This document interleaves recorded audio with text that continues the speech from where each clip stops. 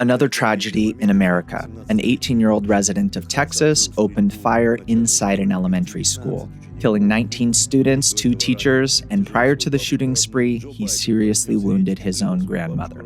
Joe Biden gave a speech nearly in tears. When in God's name are we going to stand up to the gun lobby? And don't tell me we can't have an impact on this carnage. It's widely known that the United States has the most gun owners in the world. My question is, therefore, if you were given all the power, meaning if you were told, "Dear Mr. Lightman, here's all the money and power for you. Here's the law, the police, the army, whatever you want. Just change this situation." What would you do? Tell me, please. Well, I think it's unrealistic to disarm millions and millions of people, hundreds of millions in fact. Each one owns at least a couple of guns. Yes, assault weapons and the like. Yes. And ammo. Yes. I remember going into a basement in New York and seeing a cannon. Oh my. Yes, a cannon. Well, the rest is available to you in bulk. And anyone can buy them. Of course. You want a gun? Here you go. So what can be done? Well, how can this be done? You can't change the situation overnight. We have to educate people. It's not easy. If, for example, you were given all the power to forcibly take the weapons away, confiscate them. It wouldn't help. They could still buy them around the corner. Close all the shops, the black market. There's no way to do that. Whoever wants to will buy them to kill someone. Something you can do anywhere in the world. What are the solutions and conclusions here? Go to the flea market. To the flea market? Yes, to the flea market here in Israel. For $500, you can buy any decent gun. Well, this American problem is well known. Not exclusively American, but well known. What is the solution, may I ask you? Biden is screaming and crying. That's his business, his job. He gets paid for it. But what is the solution, though? Still, what do you think? There is no solution except gradual, systematic education of society. But that would take years and years. So, we've been talking about this for years. And what should society come to?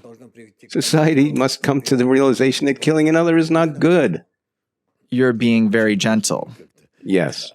This is generally at the heart of all religions, all spiritual practices. This message is voiced over and over.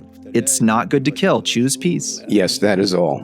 But humanity is not getting corrected in any way. It's only getting worse and worse. You see what's going on. Well, naturally, egoism is growing. People around me are getting worse. So I grab a gun and I then begin to reform society. These reformers of society are a terrible thing. There is nothing you can do. But seriously, what should we do? I don't see any way except what Kabbalah teaches. Education, serious, universal education from a young age and throughout life. What will it lead to? You said a simple phrase before. To the fact that there is no place for violence. No place for violence.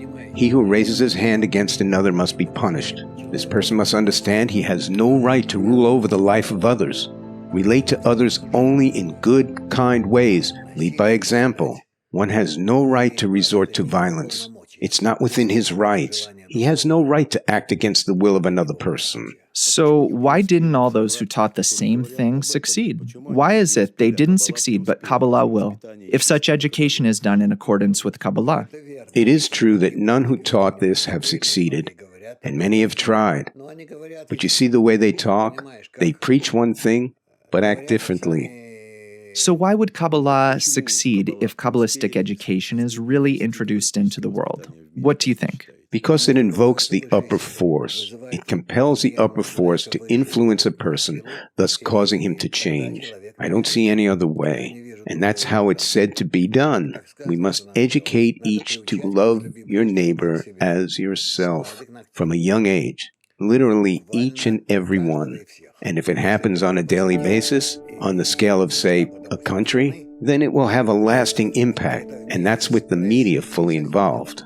So you say the whole task is to summon this positive force upon yourself? Is this the whole task? Yes. To do this, do I have to realize that there is nothing positive about myself nor anywhere around me? Is this something I need to realize? Of course. This requires very serious explanatory study. Very serious. Meaning, what is man, his nature? Yes. Who we are, what we are, what is happening around us, and where we are headed. It is a cause of all suffering. I see. My last question is, how do I attract this positive force? How to summon it? What should I say, think, or do? What? Through steady, patient explanation, through movies, video clips, anything really, the whole of television, the internet, all these should consist only educational messages to rear a person to goodness. Otherwise, we're out of options. It's nature, after all. We cannot rail against it. That is, to direct one's thinking only to positive? Gradually, people will get used to the right way of speaking, communicating, and thinking.